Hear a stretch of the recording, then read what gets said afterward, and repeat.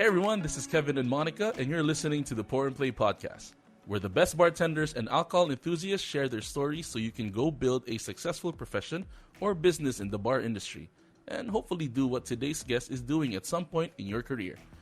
Today, we will talk to an award-winning mixologist and whiskey enthusiast. She's the managing director of Bourbon Women and a one-of-a-kind organization of strong women who are passionate about bourbon culture. She's a content creator, and she uploads amazing photos and recipes on her Instagram. She even creates content for different brands and media outlets such as Bourbon Plus, American Whiskey Magazine, and many more. She's also the author of the book, Bourbon is My Comfort Food. Ladies and gentlemen, let's give a warm welcome to Heather Wibbels, also known as the Cocktail Contessa. Heather, thank you so much for joining us today. Thank you so much for having me. I'm so excited to be here. It's great to have you here with us, Heather. By the way, how did you get to be known as Cocktail Contessa? Well, that's a fun story. When I was just before I got onto the board of directors of Bourbon Women, and you did a great introduction of Bourbon Women, Kevin, by the way.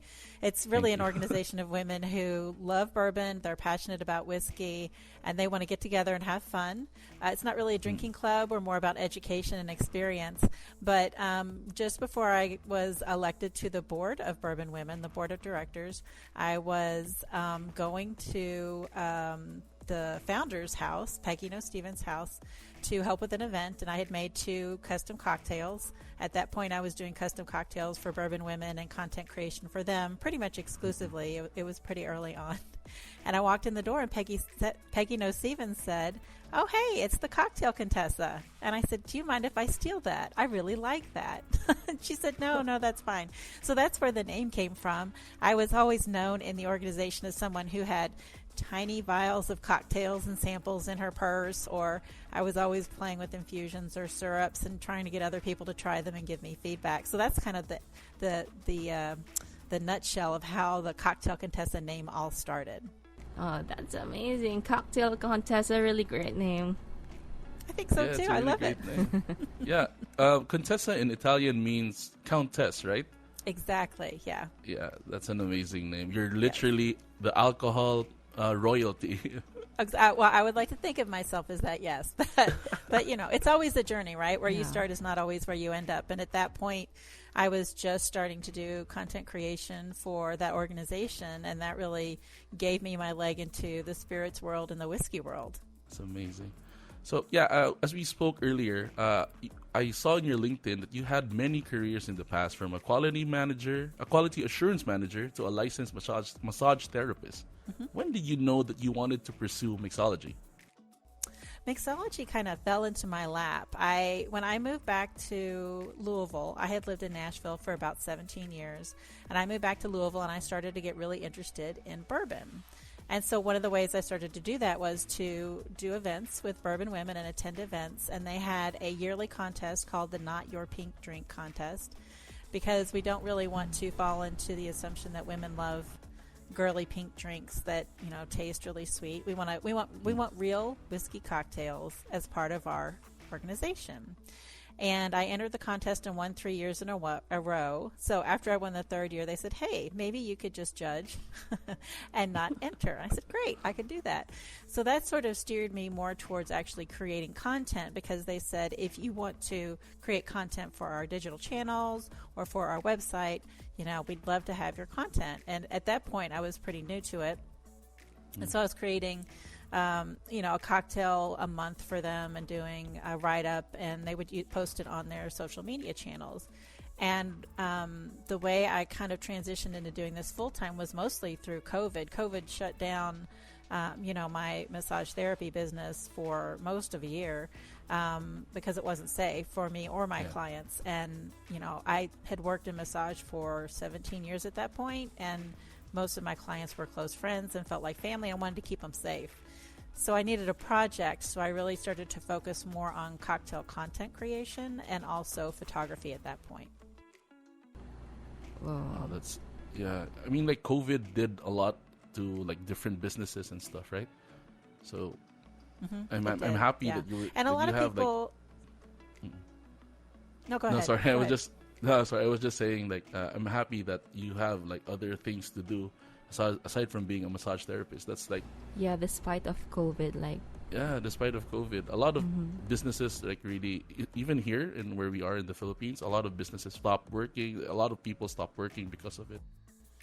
And it did really impact the bar and hospitality industry too, especially in the U.S. I mean, we shut everything down, so there were a lot of people who at that point had to pivot into content creation, photography, cocktails, and we're just trying to get through the week or the day or the month. And one of the things that I think has happened with COVID, one of the benefits really has been that people have converted to being okay with doing virtual experiences with brands or with spirits brands or with beverage brands. And I think that really broadens the reach of the entire industry to people who maybe normally wouldn't have gone to an event to try new spirits or, gone to an activation for a particular marketing campaign. So I think it opened up a lot of doors in the industry for people to reach consumers, for brands to reach consumers in new ways. Yeah, that's true. Yeah. That's really true. So, in the early stages of being a mixologist, what were your struggles when you were still learning different recipes and developing different bartending techniques? And how were you able to overcome those challenges? Those are really good questions. I don't have formal training as a bartender. So everything that I have really done has been learning on my own. And a lot of it naturally comes from being a whiskey drinker. A whiskey drinker always delves into the flavors and the mouthfeel and an evaluation of whatever you're drinking. And mixology does the very same thing except with cocktails.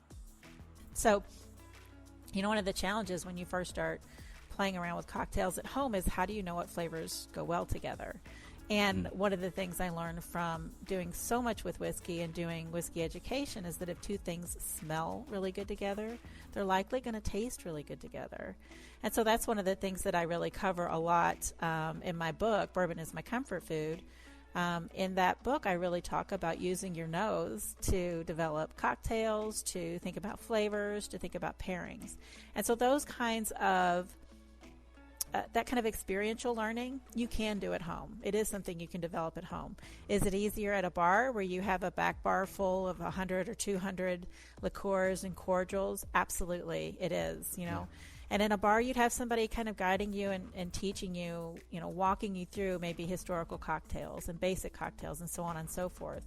But I really think that once, if you have, it's like anything, if you're passionate about it and you have a real interest in learning about it, learning isn't a chore, it's fun. Yeah, everything will be flexible. Exactly. And so I think one of the things that when you start out in mixology, if you're just trying to develop a flavor profile or things you love, really taking the time to experience different spirits, getting educated by spirits brands is a really big thing for consumers. Because I think if you appreciate what a brand does or what a spirit does in terms of flavor profile, proof, heat, mouthfeel, I think if you understand that, you can think about how to put that together into a cocktail. Now, someone who is working in a bar itself, actually, serving up hundreds of tickets a night, that I can't speak to. But I can speak to how to develop a palate, how to educate yourself on spirits, how to write about spirits, and how to photograph cocktails, because cocktail photography is not normal photography. It is very much a specialty, and I didn't really appreciate that when I started. I thought, I'll just pop a cocktail down on top in front of a black background and it'll look great. And so coming to terms with seeing what beautiful cocktail photography looks like and then trying to replicate it and finding out how light works with liquid and glasses and ice, it's pretty challenging. It's definitely still a learning experience. I think anyone who does it would agree with that.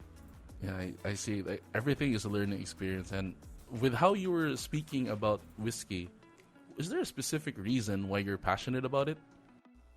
Part of it is because I live in Louisville, Kentucky. So I am in the heart of bourbon country in the U.S.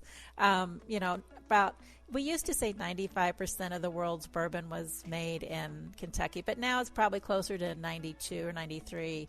There's been a huge explosion of bourbon and whiskey across the entire U.S., and I get to kind of sit in the heart of it. And so I didn't really know that I had all these great teachers and great experiences in my backyard until I started taking advantage of it. And I will say that I started with bourbon, but I will also say that now I love rye whiskey, I love Scotch, I love Irish whiskey. Just educating yourself on different whiskeys can really help you appreciate the artistry that goes into making whiskey. It's not an insignificant investment in terms of time and aging. I mean, something has to sit for 3 to 12 to 15 to 20 years before anyone can sip it. So it's a huge expense in time and effort for the people who are making it. And so I want to honor that by, sipping responsibly, sipping and evaluating very beautiful spirits. That's kind of why I love whiskey. It's in my backyard. To be honest, I've literally just started drinking whiskey. My uncle came over in my house and he gave us a bottle of a 12-year-old whiskey. Tasted really good. I couldn't stop drinking it. What kind was it? Do you know what brand it was? I forgot the brand because after a couple of shots, for some reason he took it back. I don't know why. Because I think we were all enjoying it. So he's like, "Okay, can I have it back?" I'm like, "Okay." He took the bottle with him. I'm like, I wanted to know what it was. It was a 12-year-old whiskey. Yeah. It tasted really good. Yeah, whiskey is always better shared with friends. And it's something that whiskey hospitality and bourbon culture is always about. You're always sharing it with friends. That's one of the reasons that communities like Bourbon Women is so important, because you really get to connect with other people with a glass of whiskey in your hand in a way you might not normally. And whiskey, it's still, if you go to a whiskey event, it's still largely men. There are women making it. There are women in the companies, but there's more that we can do to get women more involved in the whiskey community and more women drinking whiskey. And so that's one of my passions. That's why I put this book together, because I want to convert more whiskey drinkers. And cocktails are the gateway to whiskey. Quite frankly, if you start sipping whiskey cocktails and you start loving it, I can probably get you to sip whiskey neat. I actually had the neat. Neat is when you drink it like just with it, right? Like without anything else? With nothing else. So neat is without anything else. And, when you sip whiskey, you really want to evaluate how it looks. So the color of it. You want to evaluate the aroma. So, you pull it up to your nose. You've seen them sniff with a Glencairn glass, right? So you want to evaluate the nose. And then you want to sip it a little bit just to kind of get your palate acclimated. And then you really take some sips of it. So, evaluating whiskey, like I said, it's very similar to evaluating a great cocktail, right? You're evaluating nose, appearance, all of those things. And if something is beautiful and presented in a beautiful glass, but it doesn't have a great nose or a great taste, that doesn't really overcome everything. I mean, whiskey drinkers are looking for the whole package. Yeah. I agree. So, when you won the Bourbon Women's Not Your Pink Drink Amateur Contest in 2015, what was your winning cocktail, and how did you come up with it? What was your inspiration behind it? The first cocktail that I won with was called the French Quarter Manhattan. And if you ever go to, or you all may have been to New Orleans, in New Orleans, one of the things they have, one of their traditional foods, is a praline, and it's a sweet made with a little pecan, sweetened pecan, and it has this like candied pecan sugar all over it. And they come out and they look like little round, they're almost like round cookies in some cases. Sometimes they're covered in chocolate and sometimes they're not. But this flavor really came through when I used a Rivulet pecan liqueur. So the cocktail itself is very simple. 2 ounces of bourbon, an ounce of pecan liqueur, a couple dashes of chocolate bitters. That's it. It's not anything complicated. You can easily batch it. You can put it together with ingredients you can find at any liquor store. And I think one of the reasons that it won was it still highlighted the whiskey in the cocktail. So one of the things that bourbon women always love is to be able to taste your whiskey through the cocktail.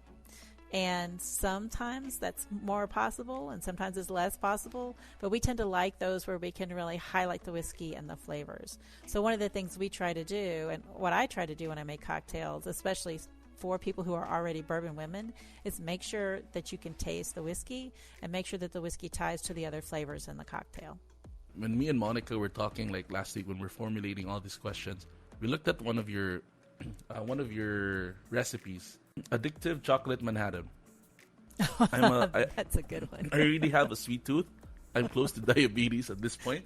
Oh no! I want to make this. I asked my wife, I'm like, can we order like bar tools here so that I can make this? She's like, sure. So we ordered one. It hasn't arrived yet. I really wanted to try this before we talk to you. Yes. But looking at the pictures, I'm like, oh my god, this tastes so. This from the pictures already, I could say that it tastes good. Right. Well, when you do content creation like you guys do, Kevin and Monica, when you're doing digital content creation, the only way you can get to people is through vision, through appearance, right? So stuff has to look really good for them to want to try it. That's true. Or for them to want to read the article, or for them to want to click on, So site is always how we engage with digital content. And I will tell you that you could, if it's a Manhattan, you could just make it with a jar, like just a mason jar with a top on top of it, and just use the top to strain out the ice. So if you don't want to wait for the mixing glass, you can go ahead and make it in a jar that you can strain the ice out of.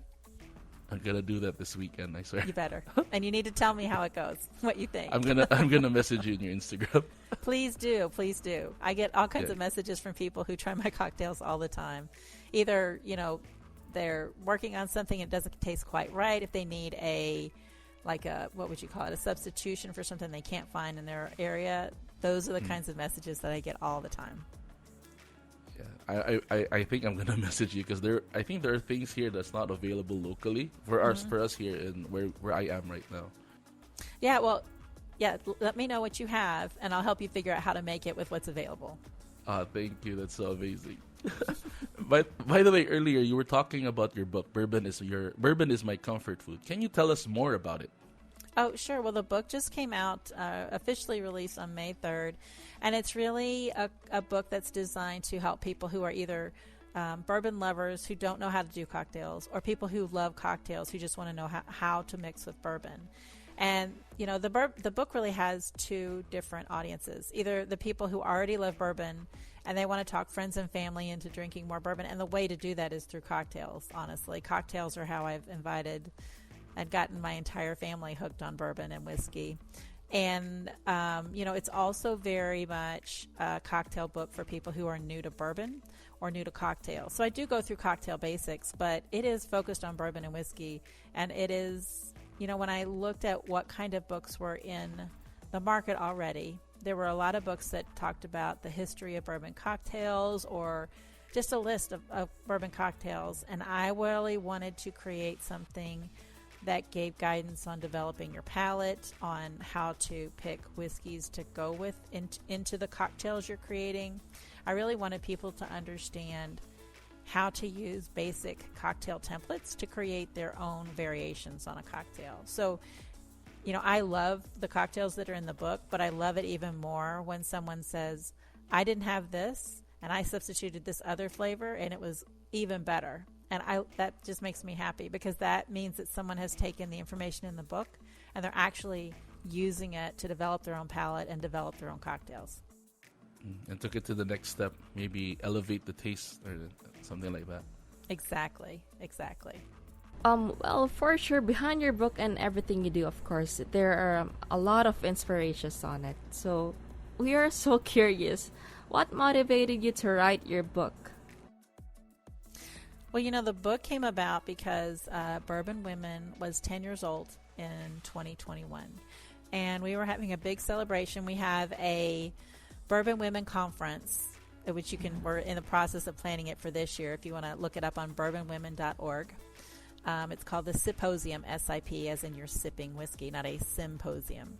But at this conference every year, we celebrate women in bourbon and have brands come in to educate and run workshops. And it was going to be our 10th anniversary of the organization. And the founder and the first president said, we really think we need to have a book to go with this 10-year anniversary. And so they said, we think you should write it. You have cocktails, right? And I said, yes, of course I do. So that's how the book kind of came to be, but really putting together the actual content and making it less of just a cocktail recipe book and more of an education tool. That is something that I think is important, because if you can teach people how to play with templates and how to play with flavors, they can create anything at all. I mean, it's magical. Yeah, that's true. That's really true. So, of all the cocktail recipes in the book, you mentioned that you have like a couple in the book. I know there are a lot in the book. What was your favorite? 154. Oh, that's a lot. That's a lot. It is a lot. So we kept saying 140 recipes in the marketing materials, and someone messaged me. She says, "Are there exactly 140?" And I'm like, "Hang on, let me count." And so I counted through all of them, and including the infusions and syrups, it's at least 154. Wow. Yeah, so it's a lot. But I couldn't tell you one favorite cocktail that I have right now. I am playing with new cocktails every day and every week, and it's something that I just do constantly. I couldn't even pick one favorite. I have templates that I return to over and over. Like, I love a Black Manhattan. So a Black Manhattan, have you all had a Black Manhattan before? Not yet. Not yet. We're not that into. Oh, actually, I'm starting. Both me and Monica are starting to get into cocktails, but we really don't know the name. I've had like a German white Russian. A white Russian. Then I had my wife made it with peanut butter. I don't know. It tasted really good in the end. It was a hot cocktail as well. Oh, it's hot? Interesting. Yeah, it's hot. It's actually nice. Then she also let me try, just like the other last weekend, she let me try it. She mixed it with chocolate syrup. I forgot the other. I don't know, because she's the one who mixed it for me. I just drink because to be honest, I haven't gotten drunk, and I always challenge her. I'm like, "Can you make me a drink that will get me drunk?" She still fails every time. So that just means she's doing something that's so good that you don't need more than one. Yeah, that's true. That's true. I mean, let's think about it, because the purpose isn't always to get intoxicated. Sometimes the purpose is just to enjoy the flavor combinations. That's true. Yeah. Yeah. So a Black Manhattan is whiskey or bourbon. I usually use bourbon or rye, and then about an ounce of Amaro, which is an aromatized fortified wine that usually comes out of originally from Italy, but now they make it. It's not designated that you can only call it Amaro if it's in Italy. So you can really get it from across the world. But it's a bittersweet liqueur. It's not really a liqueur. It's just a bittersweet element that you can use in cocktails. But it focuses on the bitter flavors. So it's either used as something to help aid in digestion or something to stimulate the appetite before you actually start a meal. And so it's a little bit of that with some whiskey, and then it's just you stir it over with ice for about 30 seconds to chill it down, and then you serve it in a chilled coupe. Sometimes people put bitters in it, sometimes they don't. The Amaro that you put in that makes it the Black Manhattan, it's a very dark spirit, usually dark brown or black, and so that turns the whole cocktail. Instead of being this light whiskey-colored cocktail, it is a much darker cocktail. I want to try that. I'm going to go to a bar here this weekend. I'm going to try that. I hope they have that here. If you have, if they don't, just ask for a good Manhattan, because a good Manhattan can be absolutely wonderful. Now, a Manhattan is sweeter than a martini, but it's not going to be as sweet as the chocolate drinks that I think your wife's probably making for you. So they're going to be a little bit more spirit forward, a little bit more bitter, heavy, but you'll have a lot more complexity to delve into as you taste it. I'm getting excited for the weekend. Can Saturday come sooner? I know, it's only Tuesday. Oh my God. So, for people with a sweet tooth like me, what cocktail would you recommend from your book? Well, there's a whole chapter on dessert cocktails. And there's one that I really like that is called, what did I call it? It's a bananas Foster cocktail, and so it has banana liqueur and a little bit of caramel liqueur and a little bit of whiskey, and you combine it together with some chocolate bitters, and it makes this really lovely Manhattan. I also have a really sweet, there's a sweet peanut butter cocktail in there. There's a couple that are milkshakes. So you make them and you combine the actual, there's a really good one that is just whiskey and vanilla ice cream and a little bit of like vanilla or ginger syrup, and you blend it together to make a little like a little milkshake. And if you have a sweet tooth, it's absolutely fabulous, because with that much cream in it, you don't get a lot of the bourbon flavor in it, but you do get a lot of the vanilla and the caramel and the oak all together. So it's a lovely combination. Oh, that's a perfect drink. That's like sweet heaven for me. You would be in heaven, actually. You absolutely would be in heaven. I think I'm craving right now. I know. I have the book out. I ought to look in here and see what else is in the dessert chapter. Well, you all get to the next question.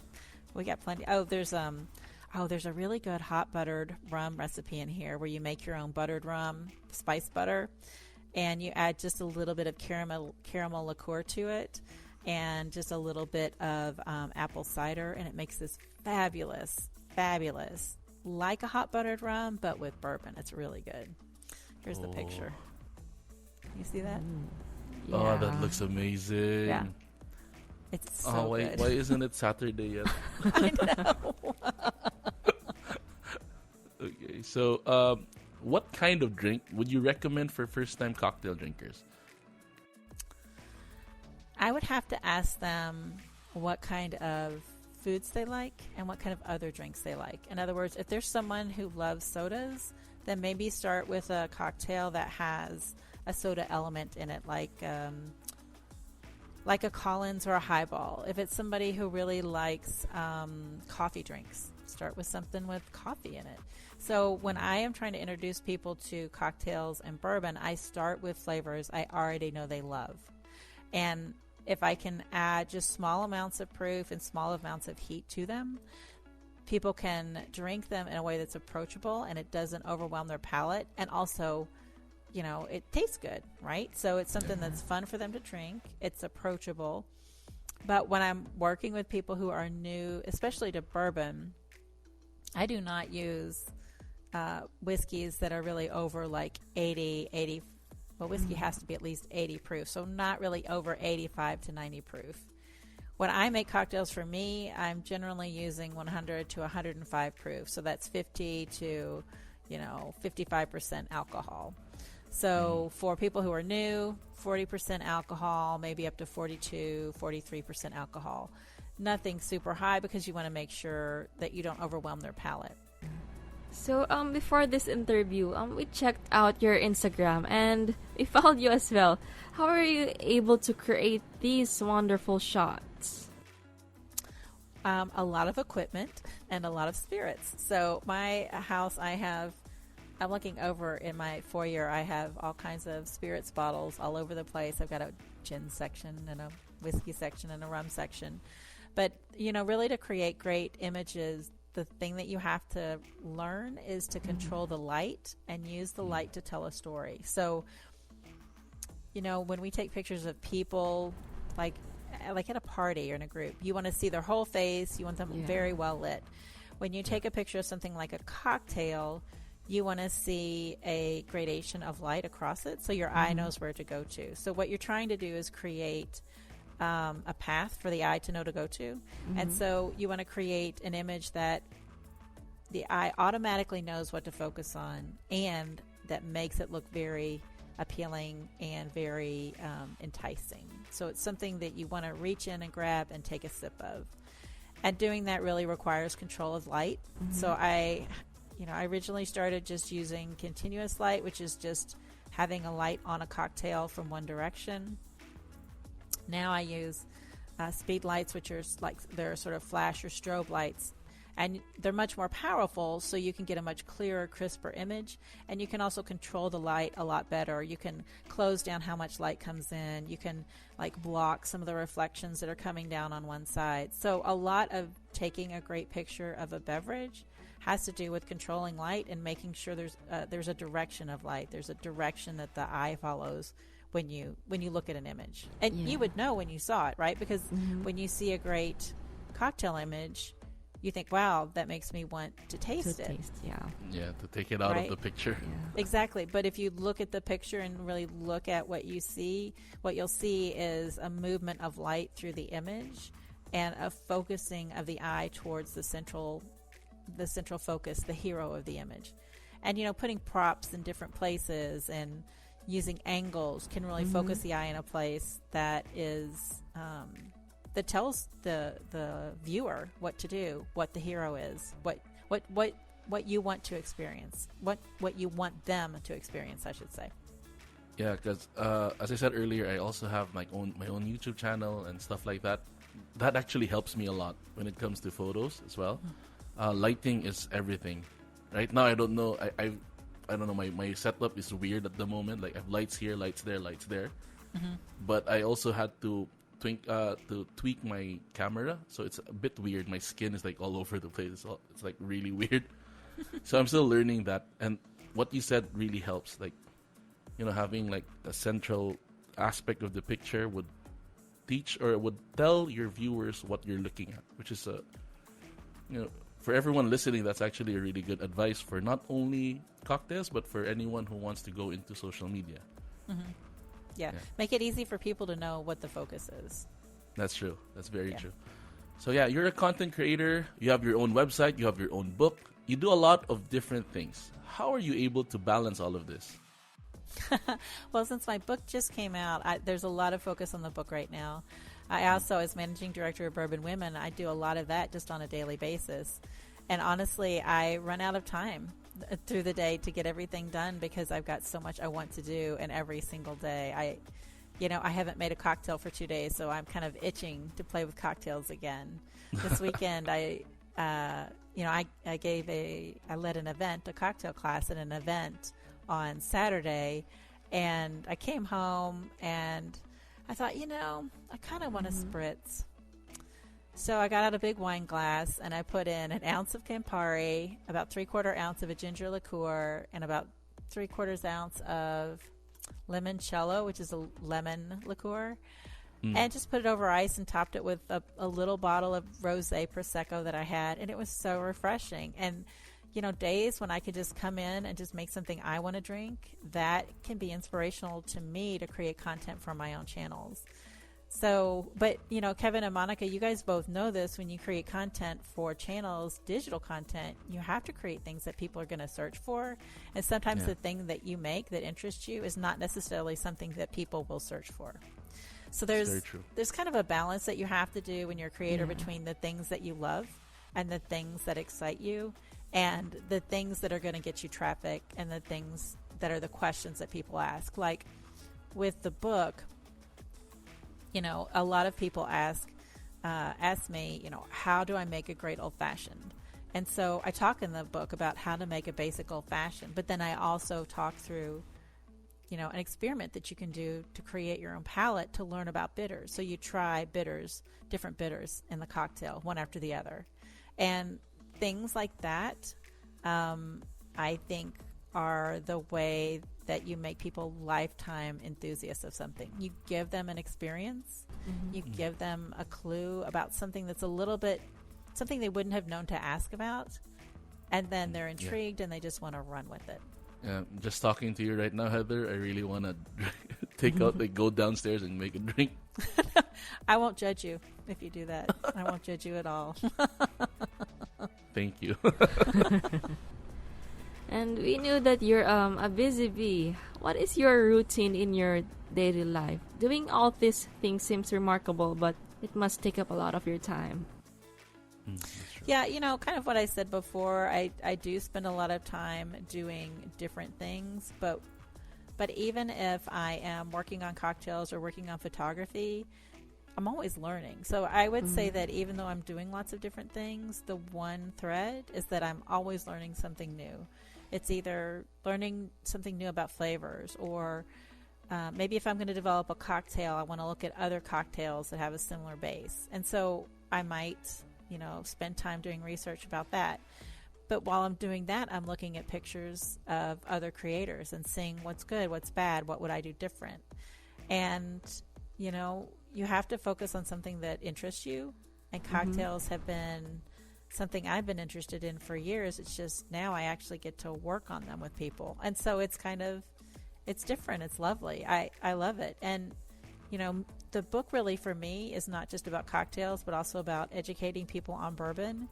And I'm serious when I say that I'm creating whiskey drinkers one cocktail at a time. I seriously want the whole world, to be able to sip on whiskey in an approachable way and be able to love that spirit, because I think it's something that is unique, and it's done by different countries in different ways, but it's also something that can be enjoyed neat or in a cocktail. I don't see any reason you just have to sip whiskey neat.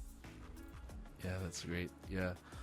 So you do a lot of things. You create content for not only for yourself, but also for different websites, for different stores, different brands. Have you ever been burnt out? Like, if yes, how are you able to go back to creating content? But if not, how are you able to avoid this? I haven't yet, because I'm still relatively new. I would say I've only really been doing this 100% of the time for probably about a year. So, in my previous careers, some of my previous careers, I probably did suffer that earlier on, but there's so much creativity in this that if I can carve out time to do those fun pieces or make those little fun parts of what I need to do a part of my daily basis, I can prevent that, right? Yeah. Because if you have something you enjoy and you get to do it every day, maybe 5 minutes, 10 minutes, 15 minutes, or just scrolling through feeds and looking up different flavor combinations, that can really feed your excitement and keep you from becoming overwhelmed with what else, with everything on your plate. Yeah, that's really true. It's really, scary to try on new things, but it's normal. But based on my experience, when I get to try on new things, but it doesn't mean you're incapable. Oh, exactly. So, yeah. Since you're an award-winning mixologist, where do you see yourself in the next few years? I have no idea, because if you had told me 3 years ago I would have a book and be doing this full time, I would never have believed you. I would have thought you were crazy. So I don't know what the next 3 to 5, 10 years hold for me. I really don't. I like the path that I'm on. I'm having fun. I'm enjoying, being able to be with people again, because we can now have in-person events, and that's something that we've missed in the past 2 years. And people are hungry for connection right now, in a good way, I would say. Yeah. But it's something that, I have no idea. I hope I'll be on book in 5 years. I hope I'll be on book 3 or 4, and I'll be, my website will be wildly, insanely, popular, and Bourbon Women will have, thousands and thousands and thousands of members across the U.S. And I mean, we're getting there. We're just not at 10,000, But all of those things that I want to do, I don't know where I'm going to end up, but I know that I really like the path that I'm on. I know you're going to be great. Please say hi to us in a few years from now. I will. You guys definitely need to message me when you make cocktails, and then ask me questions, and just keep connected, because the great thing about the spirits community and the whiskey community, it's just the way it is. You connect with people. And I might not talk to somebody for a while, but I'll see them on social media, once or twice a week. And when I see them in person, it's like we've been talking the whole time. I mean, I think social media is not necessarily something that creates disconnection. I think it can really create connection and maintain connection between people who are in different areas. Yeah, I agree. I totally 100% agree. But I will take you up on that offer. I will message you one of these days. Please do. I am 100% sincere. Please do. Thank you, Heather. So me and Monica know, and I bet the whole audience who's listening to this right now know that you're going to be big in the next few years. Even now you're already big, as your name is already well known. But how about the bar industry? Like, in the future, where do you see it going? Do you see any trends in the industry right now that will stick for a long time? Yeah, I will say that I think the push towards more diversity within the spirits industry, and especially the brand and hospitality industry, has got to continue. I don't think we're going to go backwards on that. And we can't. There's too many talented people of different, all kinds of different shapes and sizes and people.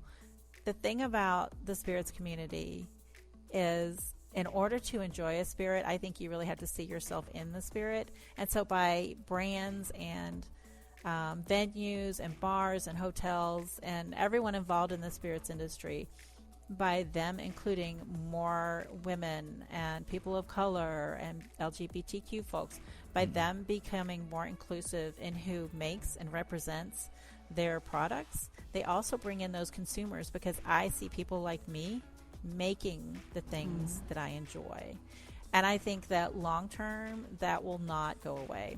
I don't think we can. I think there will be a very much a continued focus on sustainability. That has happened a lot in the last 3 to 5 years. That is going to continue to be a big, big deal. Even the spirits brands who are larger heritage brands are now starting to recognize that kind of those kinds of initiatives and those kinds of programs to really make their processes and make their businesses sustainable are wonderful, because they not only help their own bottom line, but they also help the community.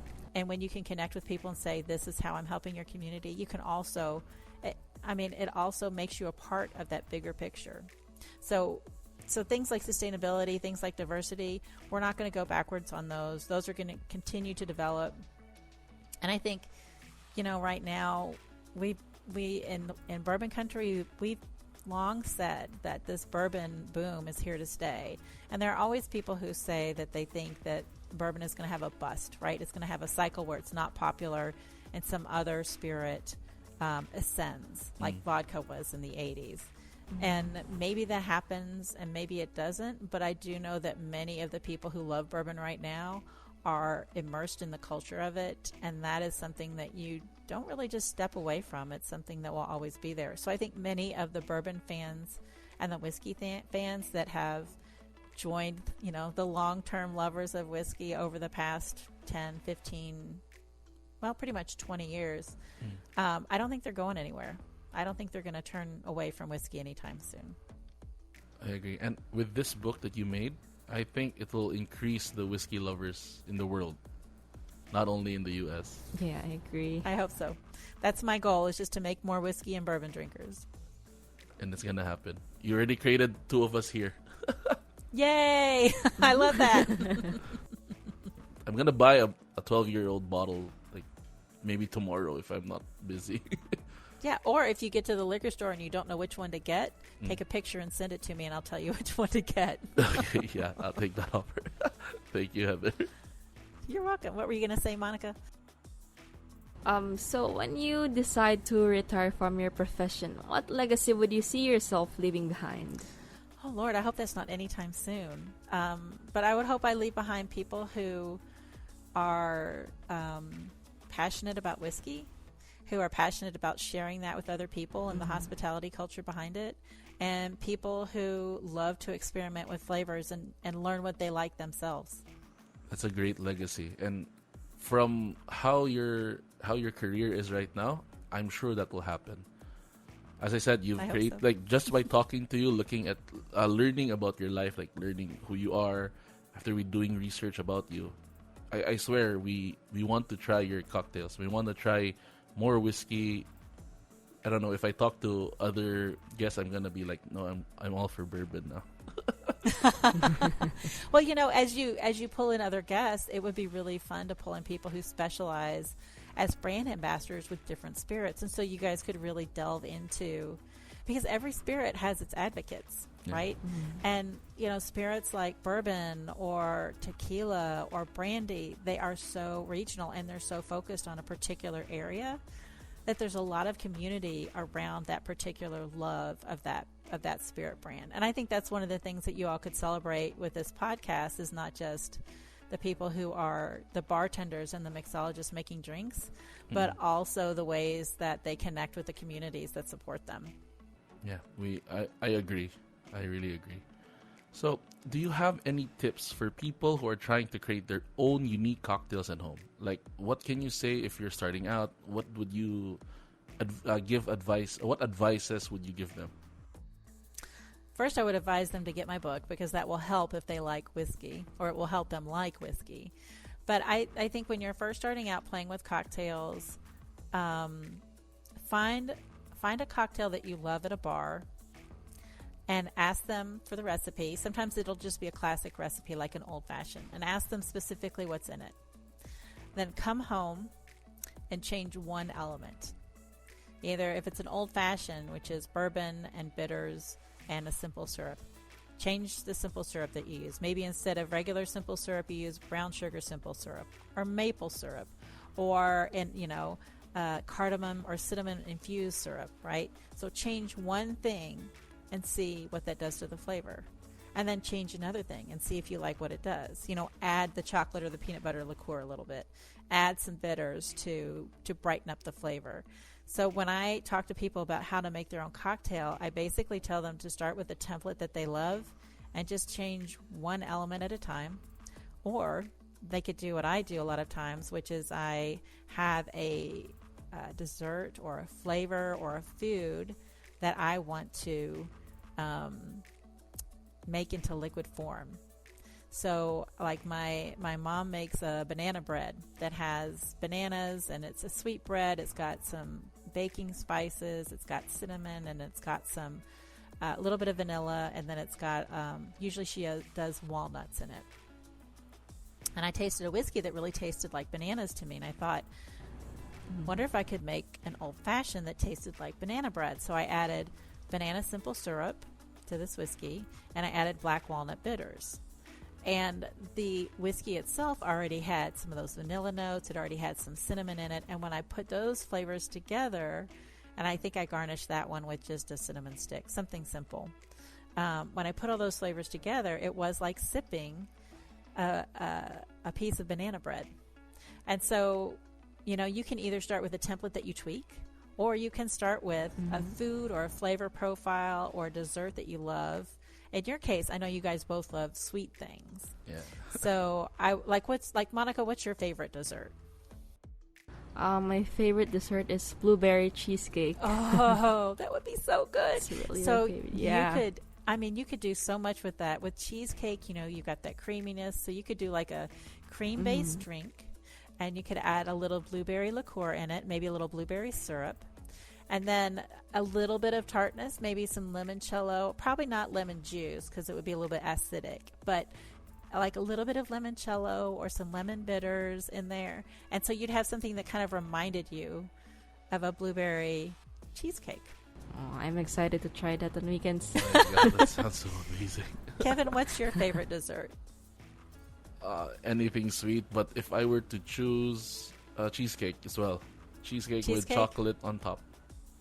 Oh, that would be a good one. Yeah, you all might like to look at cream-based dessert drinks first. Something like Brandy Alexander has that. Actually, Kevin, you would probably love a Brandy Alexander because it has a little bit of chocolate in it, and it has some cream, and it has some brandy. And Monica, you could make one that was very similar but use blueberry instead of chocolate and see what you thought.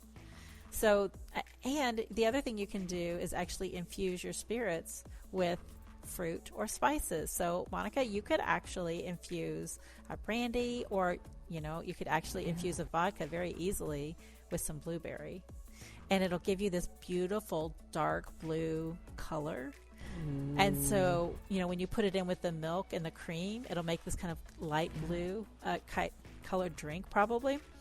I'm just thinking through this all in my head, but so that's kind of when I talk to people and I want to make them interested in spirits or cocktails, I turn it back to them and I say, well, what's your favorite dessert, or what's your favorite drink that you already drink that's non-alcoholic? And I tweak things, because say it's somebody who likes mango lassi, right? So that has that tartness from the mango and the sweetness from the mango, has that cream from the yogurt. Sometimes it has cardamom spices, sometimes it has cinnamon in it. So those kinds of flavors in there, you can build those flavor profiles using spirits or infusions to make something that has that same sort of idea of flavor, but is a little bit boozy and has a little bit of that alcohol in it. Oh man, I wish the weekend was tomorrow. It's not soon enough. Yeah, it's not soon enough. But I want to try the Brandy Alex. But I wanted to try your cocktail first. The addictive chocolate Manhattan. I think I'm doing this first, then I'm doing the Brandy Alexander next. I did one a couple weeks ago that was what was that? That was a peach Manhattan. And I had gotten as a sample a great liqueur and popped the top, and it just tasted like you were sipping peaches that had been sitting in syrup, like peach syrup. And I used that to make a peach Manhattan, and it shocked me how good it was because the ingredients that I used were so, they melded so well together. It made a really cohesive cocktail that was just fantastic. And I've tried it with other peach liqueurs, and it's good, but it's not as good as with that one peach liqueur that I had used. Being in the cocktail industry, or like in the bar industry and stuff like that, you learn a lot of things. Right now, I've learned a lot from you, Heather, to be honest. Good. I'm a cocktail educator. It's just natural when I talk to people. Yeah, which is like, I can't, as I said, I keep saying this, I can't wait for the weekend. So I really just want to lay down and like drink cocktails for the weekend. Well, be careful. Don't drink too much, and make sure you hydrate while you're drinking. Yeah, of course. Okay. So, since we know that you've come this far, definitely you have a lot of tips or stories to inspire us. What advice would you give to someone who wants to become a mixologist? I would just give the advice to start mixing. Start putting yourself out there, start creating, and start taking chances, start taking risks, and keep learning new things. I mean, with mixology, what's so important is that you really have to have a great palate, and you have to continuously develop your palate. You cannot stop working on your palate. You have to continually develop it. And to be really good at mixology, you know, if you're not working in a bar, it's flavor development. If you are working in a bar, it's taking into account how expensive the drink is going to be, how quickly you can make it.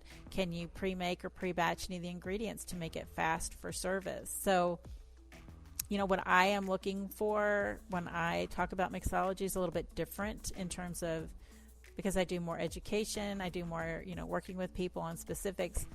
If you're going to be behind the stick working at a bar, you really have to develop that skill along with a lot of skills that make you very good at customer service, very good at taking what someone says about what they like and converting that to something that you have that you can make that they will enjoy to drink. So I think, you know, for me, it's one set of skills. For somebody who's going to be working behind the bar or as a brand ambassador or in these, you know, large volume venues, it's a different set of skills, but you still have to know those basics of flavor and the basics of putting things together to make something that tastes delicious. Yeah. Heather, thank you very much for joining us today. It was such a pleasure to talk to you, and we appreciate you doing this interview with us. My pleasure. If I can just tell people that my website is cocktailcontessa.com. My Instagram handle is cocktail_Contessa. And on Facebook, you can find me at Cocktail Contessa. And don't forget, my book is available online. It's Bourbon is My Comfort Food by Heather Wibbels. And it's pretty much available everywhere with major retailers and also available through independent booksellers as well in the U.S. I can't wait to buy that. I'm just going to buy it over Amazon, I think. Because I don't think it's... I'll check the bookstores here. If it's available here, I'm definitely getting a hard copy. I don't know if it's made it across to you guys yet, since it just came out on May 3rd. But thank you both for having me on today. This has been a lot of fun to talk cocktails and just to, you know, just chit-chat about cocktails and all the fun that you can have mixing flavors together. Thank you, Heather. We learned a lot. I learned a lot. Thank you, Heather. I learned a lot, definitely. Yeah, I learned a lot too. You're very, very welcome. So, for everyone listening, make sure to check out Heather's website, cocktailcontessa.com. You can also check out the links to reach us and Cocktail Contessa in the show notes. Thanks, everyone. Bye. Thank you, everyone. Bye-bye. Bye-bye, everyone.